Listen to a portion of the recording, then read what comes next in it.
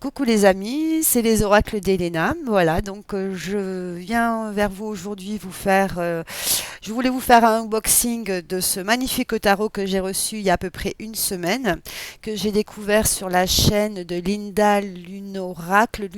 Alors excuse, Lunoracle, je crois. Je te fais un coucou si tu passes par là.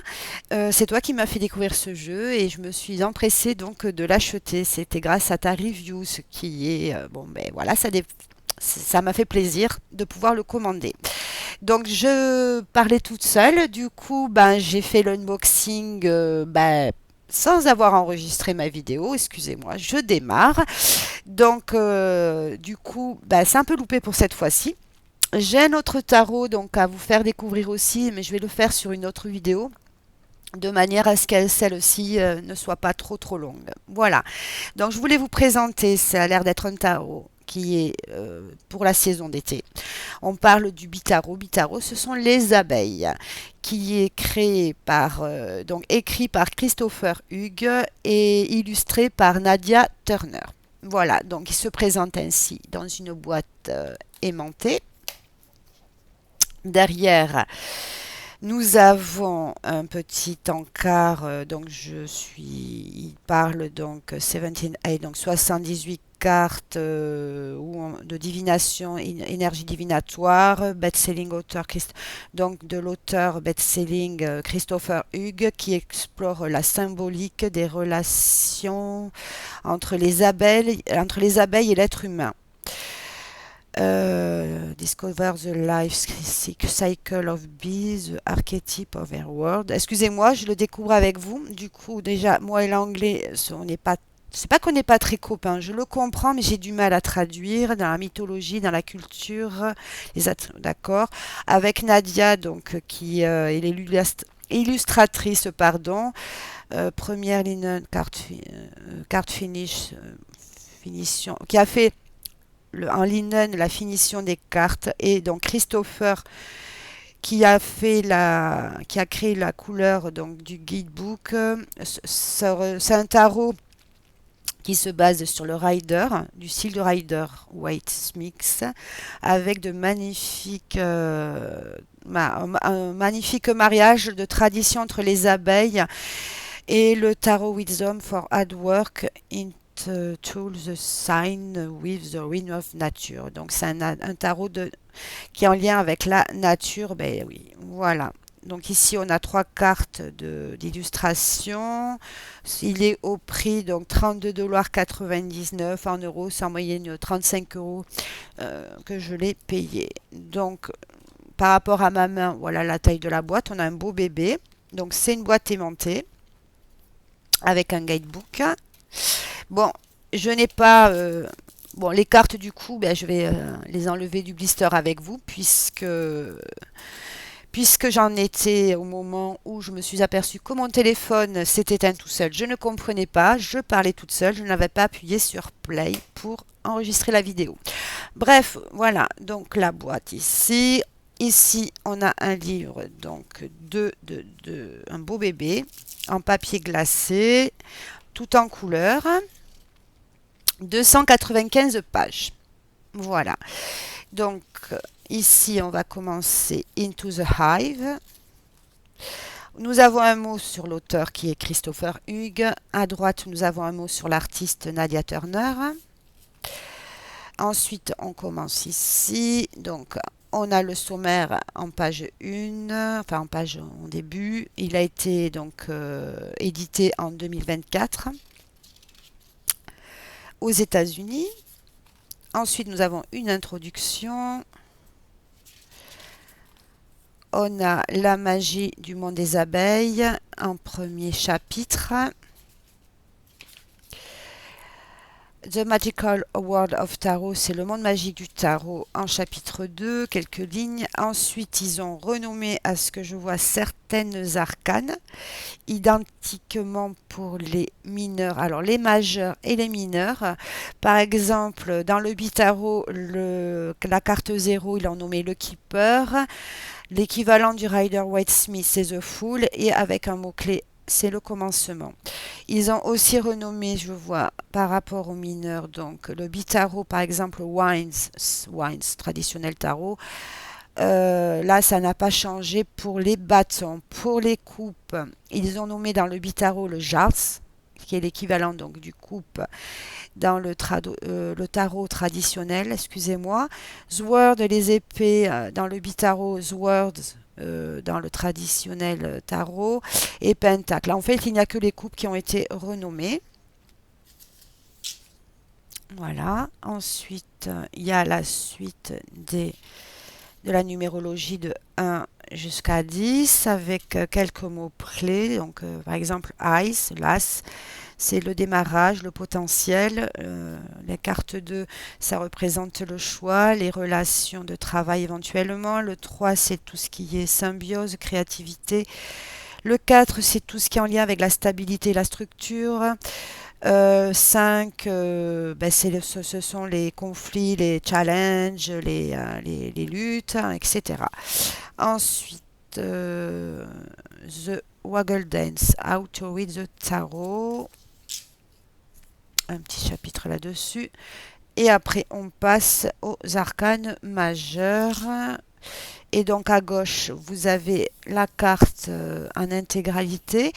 Et à droite, donc par exemple, le Fool a été nommé The Keeper. Et là, on voit en fait, c'est quelqu'un, qui... Ben ouais, on ne sait pas s'il va aller travailler avec ses ruches ici ou est-ce qu'il va tomber de la falaise. Il est au bord d'une falaise avec plein d'abeilles. Plein d'abeilles. Voilà, donc on a une page, une seconde page. Ensuite, le magicien en U. Et on a l'image derrière. D'accord, en fait. Ok. Ici, l'impérateur. Non. Ah oui, d'accord. Waouh, elle a plein d'abeilles, là. Ça, c'est la grande prêtresse.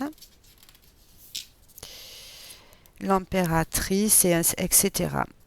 Donc, très belles illustrations. Ça, ce sont pour les arcanes majeurs. Et ensuite, donc, les arcanes mineurs ici, où il y a 56 cartes d'arcanes mineurs avec différents archétypes d'énergie. Voilà, donc on a les bâtons dans un premier temps, qui est l'élément feu. La fonction, c'est créativité, action, passion. Et le type de personnalité, ambitieux, optimiste, fier. Et on a ça. Donc on a la carte qui est représentée à gauche et à droite, quelques mots-clés et un petit texte. Ensuite, il y a à l'endroit, à l'envers. Et c'est pareil aussi, j'ai oublié de le préciser, il y a un petit mot sur la carte et ensuite on a la signification à l'endroit et la signification renversée. Voilà, le 2, pareil, donc là, on a à chaque fois la carte en illustration pleine page, etc. Et tout ceci pour toutes les arcanes mineures. Donc c'est à peu près pareil, il y a à peu près une équité entre l'explication des arcanes majeurs et des mineurs, j'ai l'impression. Voilà. Et ensuite, quand on arrive à la fin, voilà. Et c'est à la fin où on a justement des exemples de tirage. Voilà. Donc on a un tirage à 4 cartes, le The Four Beast Spirits. Ok. On a un tirage à 6 cartes. Je crois que c'est une croix celtique. On a un tirage à 10 cartes. Un tirage à 8 cartes. Ah, il y a quand même pas mal de tirages. Un tirage en ligne à 5 cartes. Un 3 cartes, oui ou non, d'accord. Et ensuite, pour terminer, nous avons une petite conclusion. Et ici, How Now Legend. Ok. Bon. Voilà. Très beau livre. Il m'a l'air assez simple à comprendre. Après, maintenant, avec Google Traduction, j'ai envie de vous dire, très beau livre. Ok. Maintenant, on va passer aux cartes. Donc, du coup, ben, je vais, comment vous dire, enlever le blister que je n'ai pas fait euh, sur mon erreur de la vidéo. Voilà, voilà. Donc, ouais, les cartes déjà elles glissent bien. Ensuite,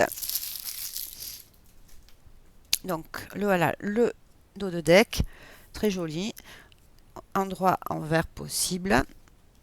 Les tranches, elles sont neutres.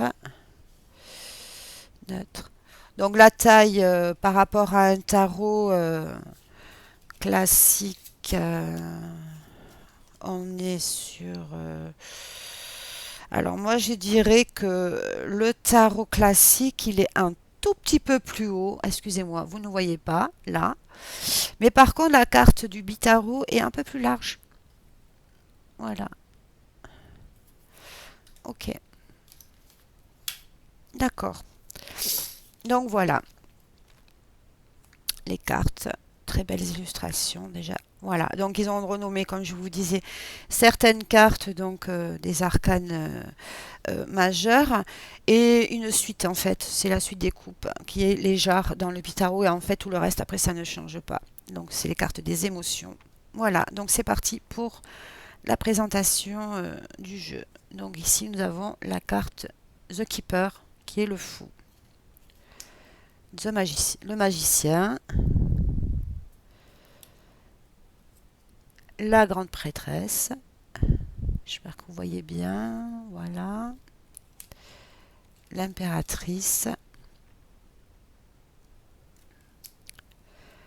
L'empereur.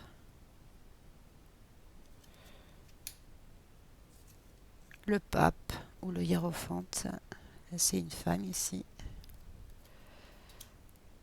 The Honeymoon. Alors ils ont renommé les amoureux par The Honeymoon, le miel, la lune du miel, la lune de miel, pardon. Voilà.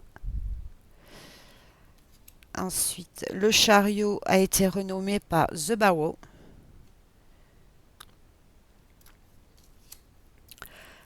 La force en 8, bien sûr, puisqu'on est sur du rider qui n'a pas été renommé. L'ermite. Alors, on est en qualité linen, hein, par contre. Je ne sais pas si vous arrivez à voir. J'ai oublié de vous le préciser. Je m'en excuse. Ok, l'ermite. Et je voulais voir quelque chose. Et on dirait que c'est... Ouais, mais en fait, c'est ce personnage qui part à la découverte. Ouais, c'est le même. Ouais, je sais pas. Bon. Ensuite, la roue. Ici, très jolie aussi. Donc ici, bien le rider. La justice. Là, c'est une abeille qui a piqué, j'ai l'impression. Là, par contre, on s'éloigne un peu.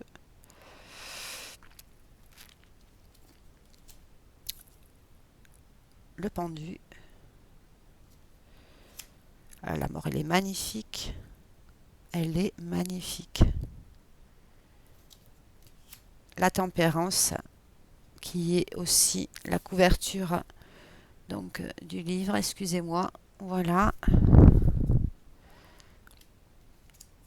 Le diable. La tour. C'est original. L'étoile. Magnifique. Alors, ça rejoint vraiment le rider. Ici, on a l'eau. Voilà, c'est les abeilles. On n'a pas de scorpion ou de crevettes. L'étoile. Magnifique aussi. Le soleil.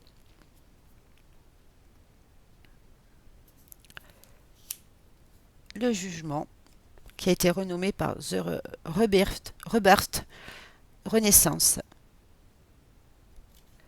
Et le monde.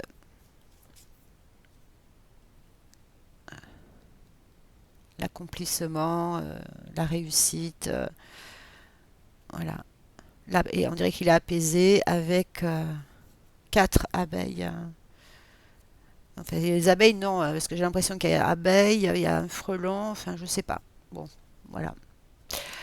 Ah, voilà. Donc ça, c'était pour les arcanes majeurs. Maintenant, passons aux mineurs. Donc on va démarrer avec la série des bâtons. L'as de bâton,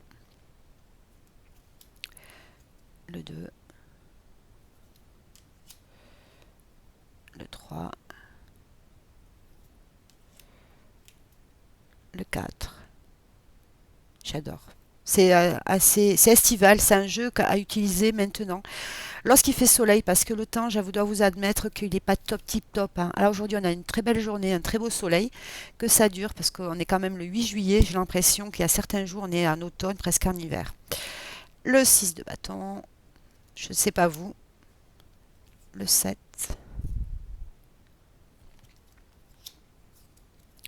le 8, la notion de rapidité, alors là ça va, ça part dans l'autre sens, d'habitude ça part dans le sens vers l'avenir, comme on dirait, là c'est vers...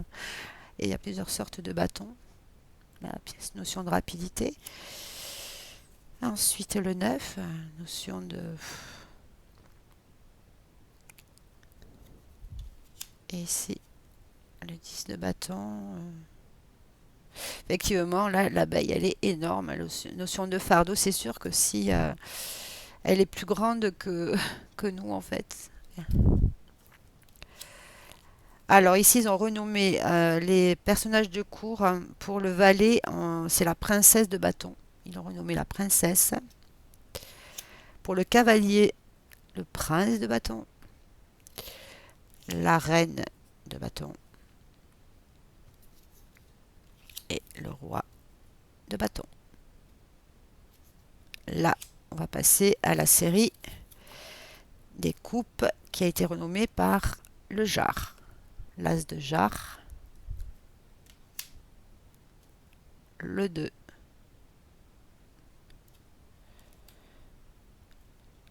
le 3. Là, on avait la notion d'amitié, de fête, là, le 4. Il est perdu dans ses pensées. Alors, celle-là est hyper parlante parce qu'en fait, il est en train de penser à quelque chose et du coup, il renverse tout à côté, en fait. Il n'est pas concentré. Il est préoccupé, ce jeune monsieur. J'ai l'impression. Le 5 de coupe. Là, on voit quelqu'un qui est endeuillé, en fait.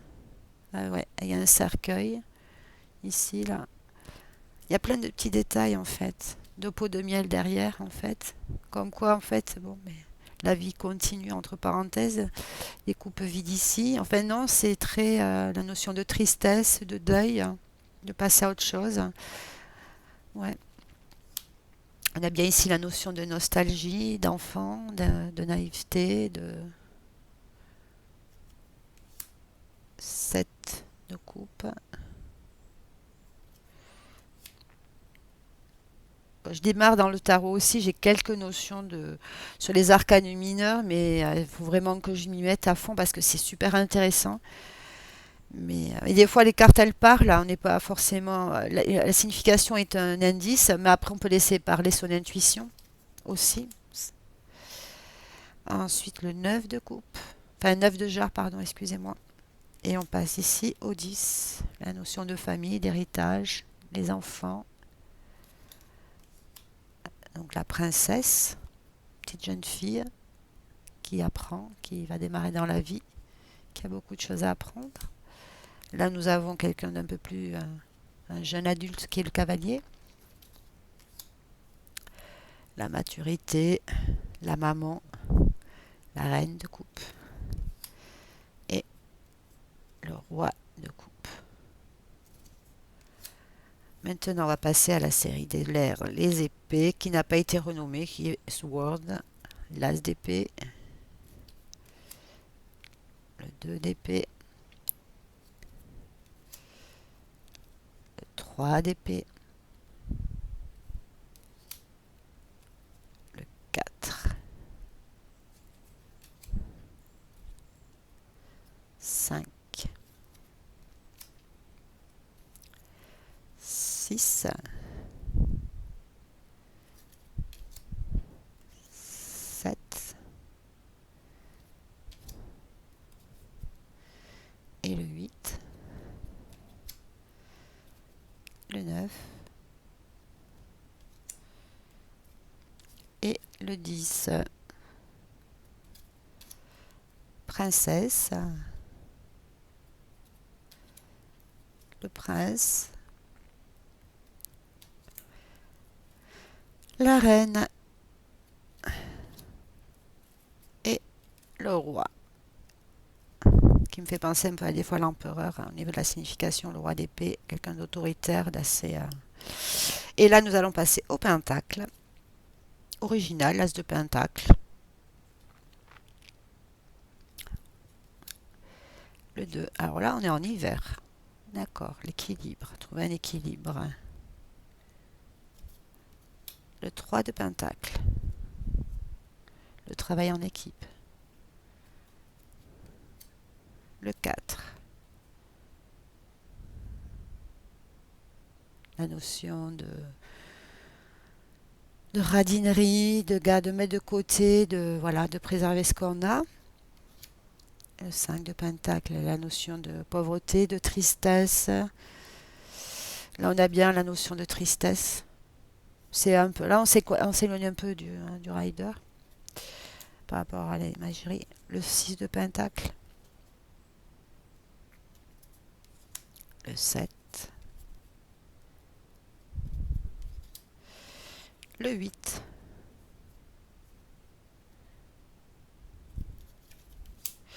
Le 9. Et le 10. Ok. Princess of Pentacle, donc valet. Le prince.